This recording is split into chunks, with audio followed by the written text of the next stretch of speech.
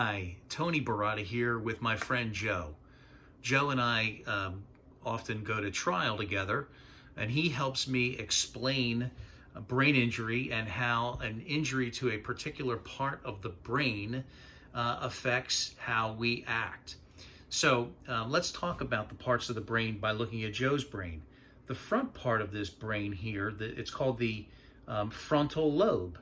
And the frontal lobe is otherwise known as the executive function lobe. It deals with judgment. It helps with our speaking. It helps with impulse control and things that go into decision making.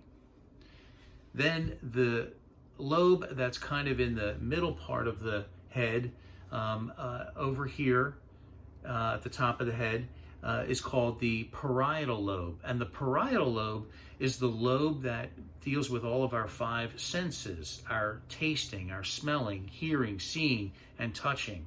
So if the part of the brain is affected is the parietal lobe, then the ability to have or experience those five senses could all be affected.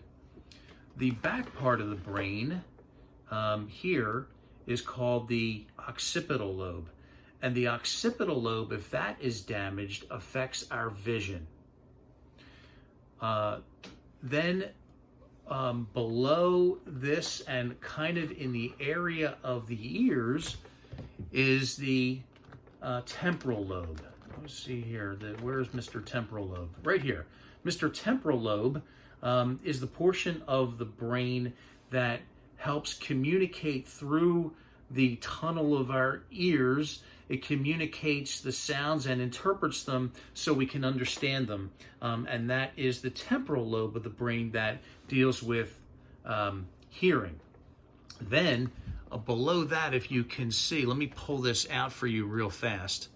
Embedded in the temporal lobe is the cerebellum. This part right here is called the cerebellum.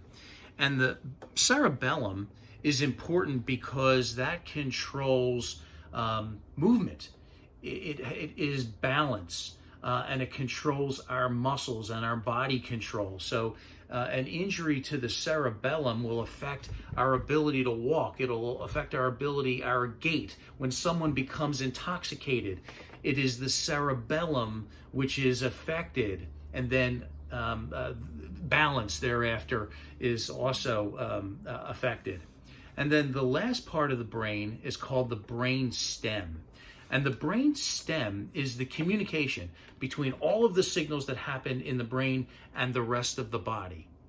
And also, it controls things that we're not in control of, like our breathing and our heart rate.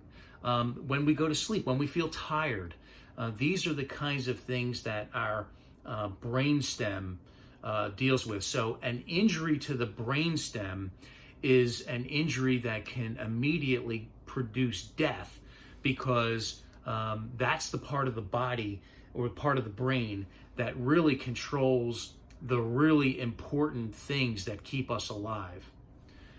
My name is Tony Baratta, and I hope this has been helpful to you. Thank you.